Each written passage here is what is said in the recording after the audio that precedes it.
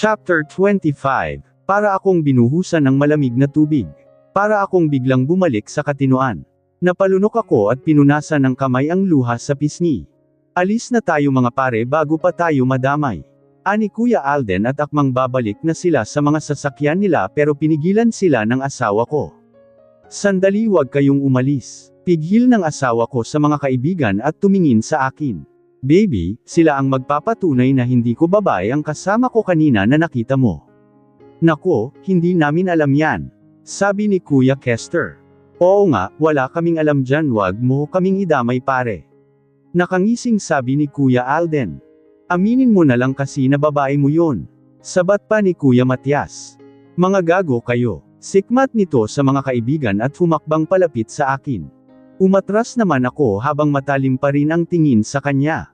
Pinunasan kong muli ang luha kong naglandas sa pisngi. Lalo namang lumambot ang mukha niya at pumungay ang mata.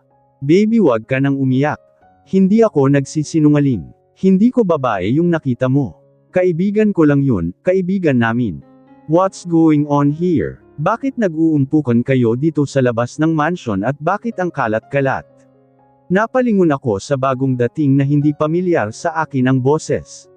Nahigit ko ang hininga at naningkit, ang mata kasabay ng muling pag-ahon ng ngit-ngit sa dibdib ko nang makita, ang babaeng kasama ng asawa ko sa kotse kanina. Maganda ang babae at matangkad para sa pangkaraniwang height ng isang babae. Nakadress ito na gaya ng suot kanina na nakita ko at naka-heels. Matalim ko muling tiningnan ng asawa ko kasabay ng pag-agos muli ng luha ko.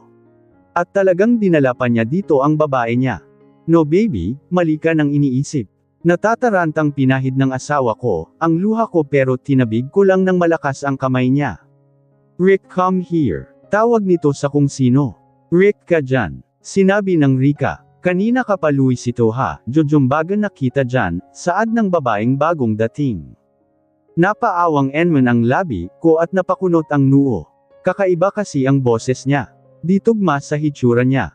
Malaki ang boses na parang inipit. Lumapit ka na lang dito para makilala ka ng asawa ko, sabi din ng asawa sa babae na boses barako. Oh, siya na ba ang misis mo? Kumakending na lumapit sa amin, ang babae habang nakatikos ang mga daliri at may nakasukbit pang pink na shoulder bag sa braso. Hinawi pa niya palayo sa akin ang asawa ko. Lalo namang napakunot ang noo ko. Para kasing may kakaiba sa kanya. Parang medyo bortang babae siya, dahil malapad ang balikat niya na litaw sa suot na spaghetti strap ng dress. Medyo malalaki din ang mga muscle sa braso pati na rin ang mga binti niya.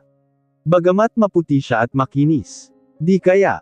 Nakatikos ang perpertong pagkakaguhit ng kilay ng babae habang iniikutan niya ako. Pinapasadahan ng tingin mula ulo hanggang paa. Nailang naman ako. In fairness Luis ito ha, ang ganda-ganda nitong misis mo at mukhang bagets pa. Baka menor de edad pa ito ha. Ako mismo magpapakulong sayo. She's 21 Rick. Rika nga, isa pa babayagan na kitang animal ka. Sikmat ng babae sabay irap at hawi ng mahabang brown na buhok na tuwid-tuwid. Sa ganda ng buhok niya ay mukha yung wig. Tumingin sa akin ang babaeng nagngangalang Rick or Rika. Ewan, ang gulo. Kagaya ng naguguluhan ako sa mga nangyayari ngayon. Ngumiti sa akin ang babae. By the way dear, I'm Rika. Isa rin ako sa mga friendies ng hobby mo. What's your name? Mabait na pagpapakilala niya sa akin. Ivana ang pangalan ko. Oh, ang shala ng name mo ha. I like it. Ani Rika at binso ako sa dalawang pisngi. And his gay baby. Sabat ng asawa ko. Shut up. Sikmat ni Rika. Napasinghap naman ako at nanlaki ang mata. Gay ka? Di makapaniwalang tanong ko. Kasi ang ganda-ganda niya at babaeng babae, ang mukha maliban lang sa katawan. At ngayon ko lang nalaman na may gay palang kaibigan sila ng asawa ko. Umikot ang mata ni Rika at pumalatak. I hate you all, saad niya. Tumawa naman sila Kuya Alden. Rick, Rika nga, ang papangat nyo talagang kabonding. Kasing papangat ng mga mukha nyo, saad ni Rika kanila Kuya Alden na tatawa-tawa lang. Anyway, kung nakita mo lang kanina kung paano pagbabatuhin ni Ivana ng mga paso si Luis siguradong matutuwa ka. Ani Kuya Alden sabay hagalpak ng tawa. Really? Kaya pala maraming nakakalat na basag na mga paso. Pwedeng replay. Di ko nakita. Sabi ni Rika na ikinasimangot ng asawa ko at lalo lang ding ikinatawa nila Kuya Alden. Napakagatlabi naman ako at napayuko sa hiya. Parang gusto ko nang lumubog sa kinatatayuan. At heto pa Rick Rika, napagkamalan ka ni Ivana na babae ni Luis, dahil nakita kanyang nakasakay sa kotse ng asawa niya kanina. Dugtong pa ni Kuya Kester. What?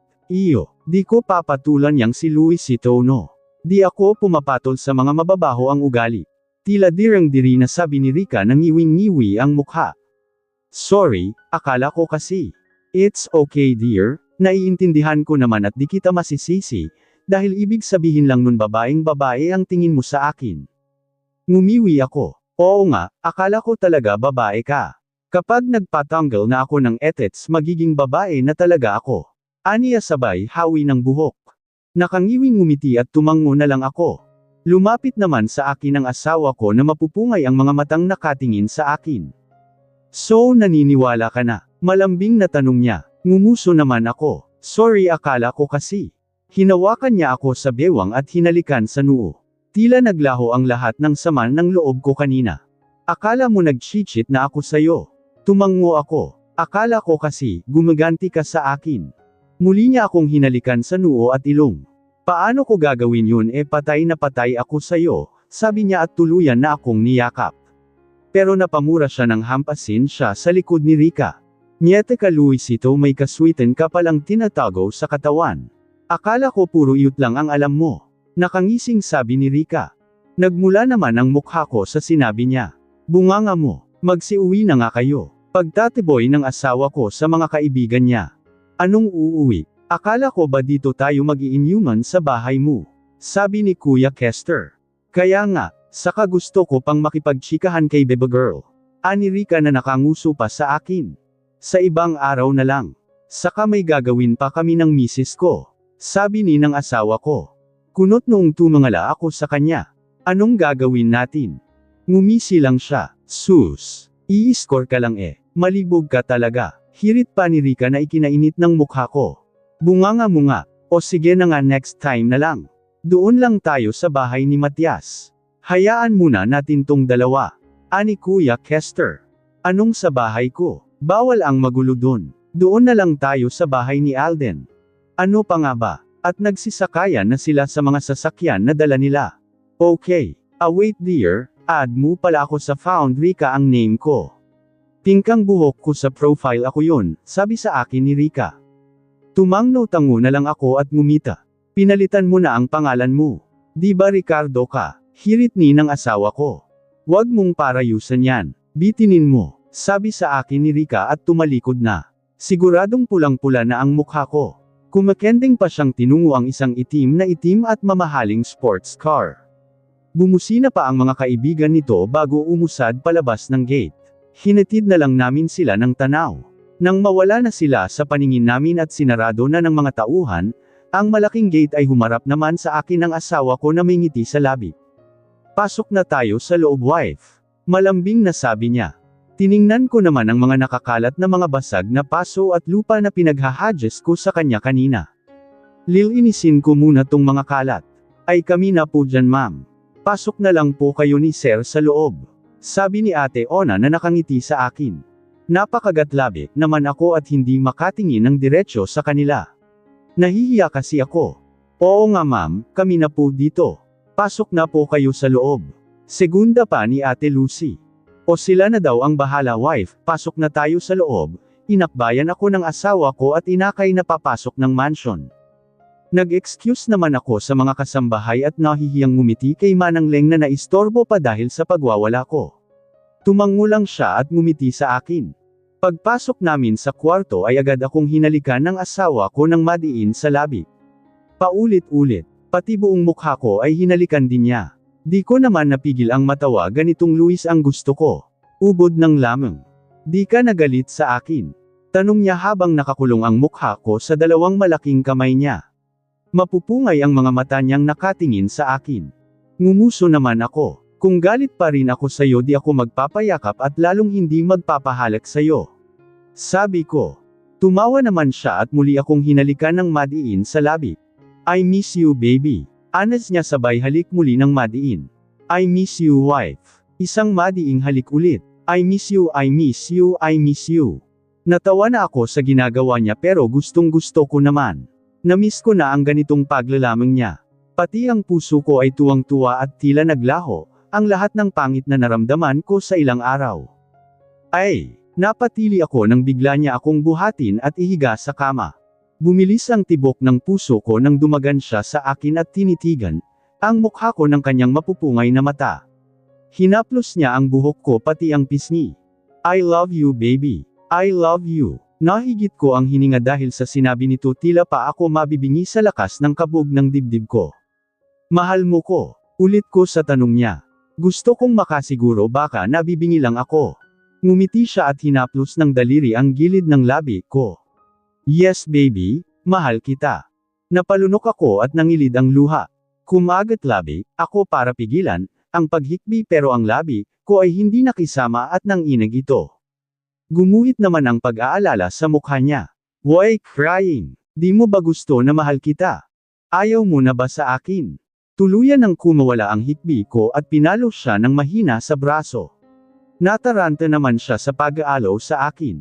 Hindi ako umiiyak dahil hindi ko gusto na mahal niya ako o ayaw ko na sa kanya. Umiiyak ako sa tuwa. Wife naman, bakit ka ba umiiyak? Malumanay na tanong niya at pinapahid ng daliri ang luha ko sa pisngi. Sumanghot naman ako at kumagat labi. Inabot ko rin ang pisngi niya at hinaplos-haplos. Ramdam ko pa sa palad ang magaspang niyang balat, dahil sa papatubo niyang balbas, inihilig pa niya ang pisngi sa palad ko at pumikit pa. I love you too. Bulong ko. Natigilan siya at napamulat. What? Kumagat labi, ako at ngumiti. I love you too, mahal din kita. Saglit siyang di nagsalita at nakatitig lang sa akin, di ko alam kung tinatansya niya, ang sinabi ko o hindi pa rumerehistro sa utak niya. Say that again baby. Dalawang kamay ko nang hinawakan ang mukha niya. I love you too, mahal din kita. Bigkas ko sa mas malinaw na boses. Nakulong ang pagsinghap ko sa bibig ng silan niya ako ng halik. Malalim at madiin ang halik niya, nakakapugto ng hininga. Hindi naman ako nagpatalo at pilit sinasabayan, ang halik niyang punong-puno ng papanabak. Mabilis ang bawat galaw ng labi niya na tila mauubusan siya at maaagawan. Ang dila niya ay mapangahas ng gumalugad sa loob ng bibig ko. Sinalubong naman ito ang dila ko. Tunog ng halikan namin ang tanging maririnig sa loob ng kwarto at mga munting daing at ungol. Habol namin ang hininga nang maghiwalay ang mga labi namin. Bumangon siya at pahiklas na binuksan, ang suot na puting button-down long-sleeve shirt, nagtalsikan tuloy ang mga butones sa kong. Saan? Tumambad tuloy sa akin ang mamasel niyang katawan. Nagmamadaling hinubad niya ang damit. Sumunod naman ay binagklas niya ang belt at basta na lang hinagis. Tinanggal din niya ang butones ng suot niyang slacks at muling dumapa sa ibabaw ko at sumubsob sa leeg ko. Napakagatlabi, ako nang kagatin at sipsipin niya ang balat ko doon. Ang kamay niya ay sumapo sa isang dibdib ko at pumisil-pisil doon. Humawak ako sa ulo niya habang napapaliyad ang katawan. Init na rin ang pakiramdam ko at nananabik. Tumitibok na rin ang parteng iyon ng katawan ko. Kaya hindi na ako nakatiis at tinaas ko na ang suot kong oversized shirt. Tumambad ngayon sa mga mata niya, ang halos hubad kong katawan na tanging bra at mixing shorts na lang ang suot. Nagaapoy ang mata niyang pinasadahan ng tingin ang katawan ko at hinaplos pa ang ibabaw ng dibdib ko. Tila ako din ilaan ng apoy at lalong nag-init. I miss your body baby, sabi niya at bumaba ang mukha sa ibabaw ng dibdib ko at hinalik-halikan niya iyon, napapakagat labi, at napapapikit naman ako. Namiss ko din ang mainit niyang labi, sa balat ko. Naramdaman kong sinisiksik niya ang kamay sa likod. Niliyag ko naman ang likod kasabay noon, ang pagluwag ng bra ko na agad niyang hinubad at hinagis na lang sa lapag. Tuluyan na ngang tumambad ang dibdib kong tila nagyayabang sa kanya. Wala na siyang inaksayang panahon at agad niyang sinubo, ang isa habang pinigapiga naman ang isa ng kanyang kamay. Babe, daing ko sa kilati at sarap na hatid ng mainit niyang bibig. Sinasabayan pa iyon ng dila niya na nilalaro, ang utong ko at ng isa pa niyang kamay na tinutudyo naman ng daliri ang isa pa. Panay na rin ang liyad ng katawan ko. I miss these pinkish tits, sabi niya sa pagitan ng pagsipsip at dila sa utong ko. Salit-salaitan niya yung ginagawa sa dalawang dibdib. Napapadaing pa ako kung minsan kapag bahagyan niyang kakagatan ang utong ko. Habang busy ang bibig niya sa dalawang dibdib ko, ang isang kamay niya naman ay pumasok na sa loob ng shorts ko. Napasinghap ako nang maramdaman ang kamay niyang samapo na sa gitna ko ay humimas-himas doon. "You're already wet, baby." Bulalas niya at tumingin sa akin. Napakagatlabi naman ako kasabay ng pag-iinit ng mukha ko. Impit pa akong napaungol ng sanggiin ng daliri niya. Paulit-ulit niya yung ginagawa habang nakatingin sa mukha ko. Sarap naman ako sa kiliting hatid niyon. "Babe, please." Di ko alam kung ano ang ipapakiusap ko sa kanya, ang alam ko lang ay gusto ko pa. "You want more?" Nang hihibong tanong niya. Kagat-labing tumango-tango naman ako. Bumalik ang labi niya sa dibdib ko at tinaniman ng halik iyon. Bumaba pa ang labi niya sa sikmura ko pababa sa tiyan at sa puson. Habang papalapit siya doon ay bumibilis naman ang tibok ng puso ko sa pagkasabik. Hinugot na niya ang kamay mula sa loob ng short sabay hawak sa garter nito at inalis ng pababa kasama ang panty. Inangat ko naman ang puwitan para tuluyan na iyong maubad. Hinawakan niya ang dalawang binti ko pataas at halikan niya ito ng salaitan. Pati nga mga daliri ko sa paa ay sinubo pa niya. Mabuti na lang ay malinis iyon. Lalo lang tuloy akong nag-iinit sa ginagawa niya. Bumaba pa ang mga halik niya sa mga hita ko. Napakagatlabi naman ako sa pananabik. Hanggang sa tuluyan na nga niyang ibuka ang mga hita ko at dama pa siya sa ibaba ko. Nahigit ko ang hininga nang maramdaman ang mainit na kamay niya sa pagkababae ko. "I really miss these two," sabi niya. Kasabay niyon ay naramdaman ko ang mas mainit pang bagay na sumayad sa pagkakababae ko na ikinadaing ko. Tumingin ako sa ibaba at ganoon na lang ang pagkamangha ko nang makitang kanya na pala ang sumasayad sa akin ko.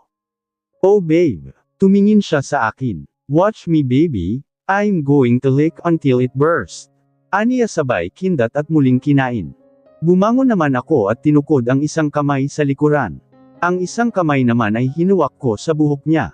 Napapaawang ang labi ko at nahihigit ko ang hininga sa tuwing sesayad ang dila niya sa akin. At aaminin ko, ito ang paborito kong ginagawa niya sa akin kapag nagpapasarap kami. Kakaiba kasi ang kiliting hatid. Di ko maipaliwanag ang sarap. "Oh babe, ang sarap." Di ko napigil ang ibulalas dahil masarap naman talaga. Mas lalo pa niyang binuka ang dalawang hita ko at inikot ang dalawang malalakas na braso doon. Pinaghiwalay din niya ang dalawang pisngi ng pagkababae ko. Kitang-kita ko kung paano kumawag-kawag ang dila niya na siyang ikinaikot ng mata ko. Sinusuklay ko ng daliri ang buhok niya at minsan ay napapasabunot pa. Bumibigat na rin ang bawat paghinga ko. Sumasabay din minsan sa paggalaw ang balakang ko. "Oh my God babe." Malakas na ungol ko kasabay ng pagngatol ng mga hita ko ng sipsipin niya. Tumingin pa siya sa akin at pinakawalan ng labi niya at muling kinawag ang dila doon. Napapakagatlabing impit akong umuungol sa di matawarang sarap na binibigay niya. Nakakadagdag pa sa init na nararamdaman ko. Ang tunog ng bawat sipsip at dila niya. At dahil bukas ang ilaw ay kitang-kita kong basa ang nguso niya pati na rin ang tungki ng ilong. Alam kong hindi lang yun dahil sa laway niya kundi pati na rin sa likidong nanggagaling sakin. "Babe." Nang inag na naman ang mga kalamnan ko at halos maiyak na ako, nang tila gutom at uhaw na kinakain niya. Ramdam kong malapit na ako sa sukdulan. Humihigpit na rin ang sabunot ko sa buhok niya, at tila ako inaantok sa nakakaliyong kilati at sarap na natatamasa ko dahil sa kanya. "Babe," patilin ang ungol ko at bumagsak na ang katawan ko sa kama. Para na rin akong bulating inasinon dahil sa likot ng katawan ko. Maya-maya pa ay isang impit na tili na naman ang kumawala sa bibig ko, kasabay niyon ang pagragasa ng katas ko. Pero ang bibig niya ay ayaw pa ring lumubay at tila sinased ang katas ko. Habol ko ang hininga nang matapos ako at pumikit. Para akong biglang nanlata at nawalan ng lakas. Parang gusto kong matulog na lang.